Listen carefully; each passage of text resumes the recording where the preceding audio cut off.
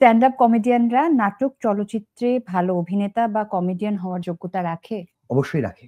অবশ্যই রাখে। তবে পরীক্ষা বলছে, আপনি ইয়ারকে দেখেন, বাংলা ইন্ডিয়ার মৃদুল দা, মীর আফসার আলী, ওদিকে হচ্ছে কপিল শর্মা, এরা রাজশ্রী বাস্তব, এরা প্রত্যেকেই বিভিন্ন, আমাদের হানিফ শরকিত স্যার, প্রত্যেকে ফিল্মে কাজ করেছে, কিন্তু তার নিজের ক্ষেত্রে তিনি যতটা বলিষ্ঠ, তারা প্রত্যেকে ওই সেকশনে অতটা নিজেকে ভাঙতে পারে। আপনি কপিল শর্মার মানে কপিল শর্মার কথা বলেন, সে এত সব অ্যাক্টিং করতে পারে, কিন্তু তার ফিল্মে যে সে কিন্তু ফ্লপ।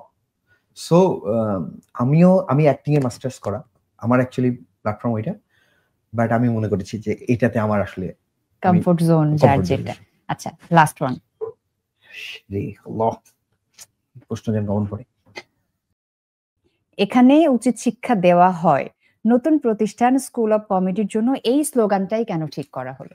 আচ্ছা, এই স্লোগান কেন ঠিক করা হলো, অনেকগুলো কারণ আছে।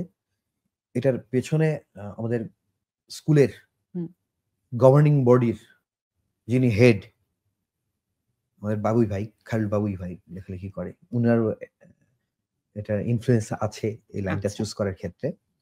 দেখছেন, মানে এই যে স্কুল অফ কমেডি, গভর্নিং বডির হেড, আমরা গভর্নিং বডির দিকে গুরুত্ব না দিয়ে তার নিজের হেডের উপর গুরুত্ব দিয়েছি। আচ্ছা, আরেকটা যেটা বলি যে উচিত শিক্ষার কেন দেওয়া হয়, আমার একটা ছোট্ট স্টোরি শেয়ার করি। আমার বাবা একদিন আমাকে পড়াচ্ছিল, সদা সত্য কথা বলিবে, সত্য বই মিথ্যা বলিবে না। বড় বাবা, সদা সত্য কথা বলিব, সত্য বই মিথ্যা বলিব না। এমন সময় আমার বাড়ির দরজায় কড়া নাড়ে, কে জান। আমি বাইরে যাই, এসে আব্বাকে বলি, আব্বা, রহমান সাহেব তোমার কাছ থেকে 17,500 টাকা পায়, তো সেটা নিতে আসছে। আমার আব্বা বললো, তুই যা বল আব্বা বাড়িতে নেই।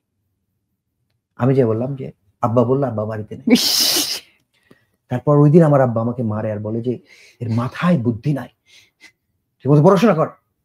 আব্বা চলে গেল, আমি আবার করলাম, সদা সত্য কথা বলিব, সত্য। আচ্ছা, তো আমি বুঝলাম যে শুধু এটা আব্বা দিয়ে বললাম, আপনি আপনার আশেপাশে বলবেন। বইয়ের শিক্ষা একটা, আর আপনাকে সমাজের বাস্তবতার জন্য আপনাকে বলতে হচ্ছে আরেকটা।